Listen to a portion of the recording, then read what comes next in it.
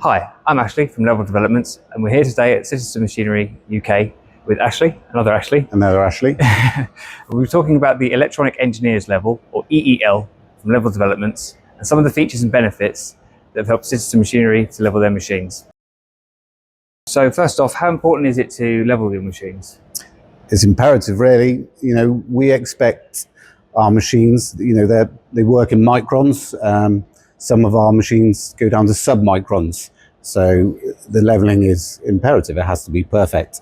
So if the machine's not level, the bar's not going to feed through the machine properly. Sure. It can cause all sorts of problems if the machine's not level. Okay, excellent. Thank you. And when leveling a machine, what are some of the sort of challenges that you can come up against? Just walking around the machine, we're at customers installing the machine. There's lots going on. We've got bar feeders on the side. They put it in awkward positions. They put it, so we have to walk around constantly, up, down, walking around. Sure.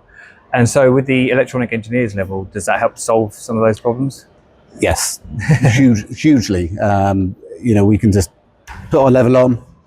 We can be the other side of the machine, adjust the feet without getting up every adjustment to come and have a look and see where we are. We've had a few engineers use it now, and the positive comments straight away, just because of the ease of use. The app, download it straight away, syncing straight away, it's straight on your phone instantly. We've already seen the benefits, just doing a few machines. Citizen are renowned for their high precision and high quality machines.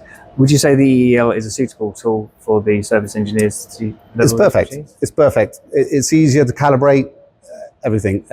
With the mechanical levels we sort of used to use, every time you want to level a machine, you have to put it on, maybe twist around, and then there's a little screw you have to adjust to calibrate it each time.